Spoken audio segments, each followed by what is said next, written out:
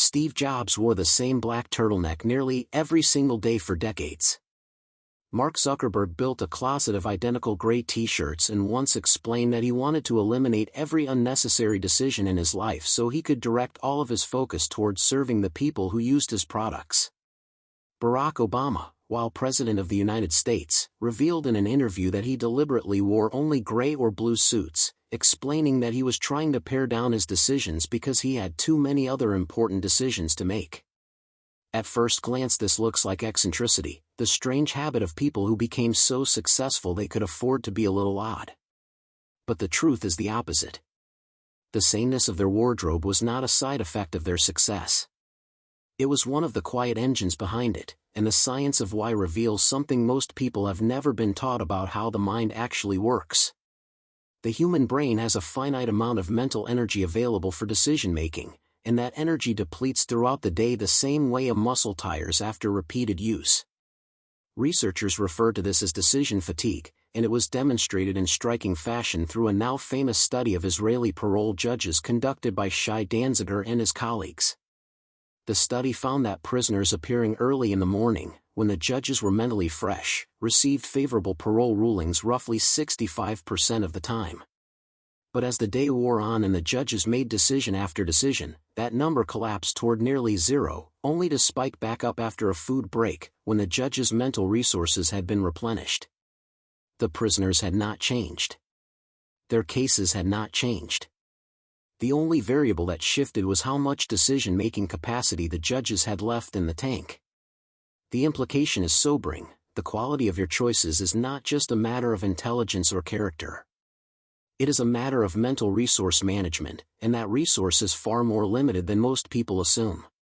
Every decision you make, no matter how small it feels, draws from the same finite pool. What to wear is a decision. What to eat for breakfast is a decision. Which route to take to work, which email to answer first, whether to respond to that text right now or later, all of it pulls from the same well. None of these choices feel significant in isolation, which is exactly why people underestimate their cumulative cost.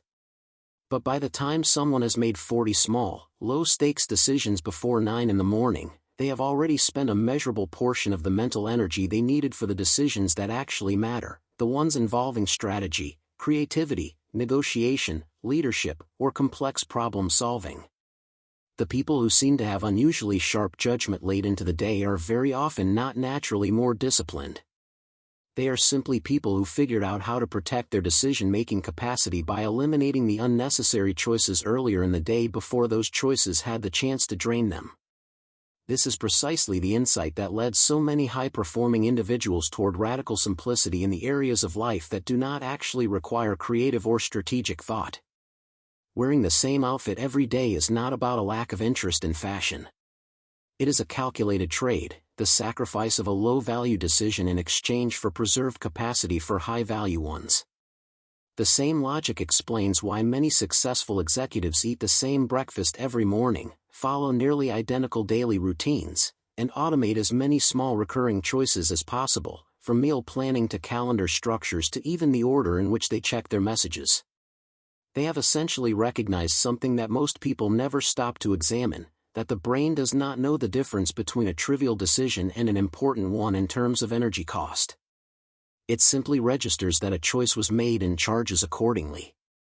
Reducing the number of trivial choices is, in a very real sense, a way of buying back mental energy that can be redirected toward the decisions that actually shape the trajectory of a life or a career.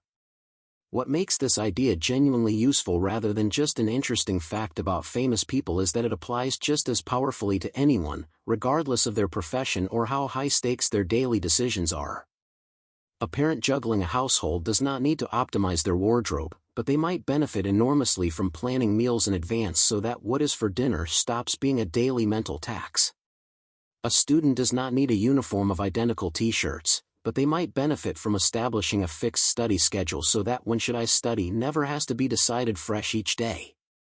The principle scales down to any life, not just the lives of billionaires and presidents.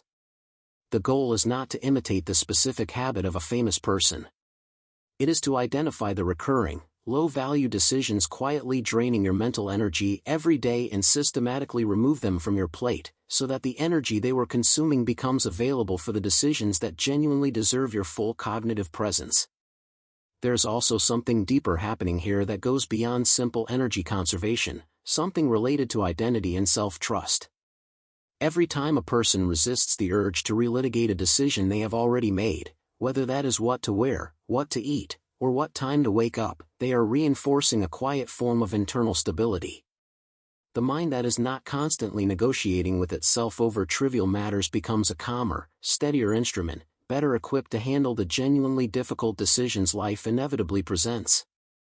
This is part of why so many people who build automated routines around the small stuff report feeling less anxious overall, not just more efficient.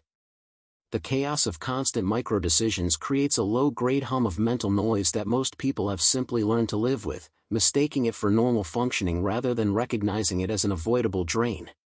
Removing that noise does not just save energy. It creates a kind of internal quiet that makes space for clearer thinking across the board. The lesson buried inside the turtlenecks and the gray t-shirts is not really about clothing at all. It is about recognizing that willpower and focus are finite resources that must be protected and allocated deliberately, the same way a careful investor protects capital rather than spending it carelessly on things that do not generate meaningful returns. Most people spend their mental energy exactly the way they spend money without a budget, a little here, a little there, on things that felt urgent in the moment but added up to very little by the end of the day.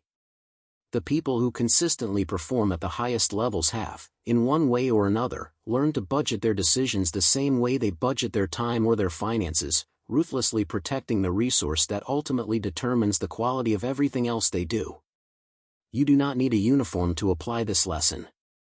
You simply need to start noticing where your own mental energy is leaking out through decisions that were never worth making in the first place.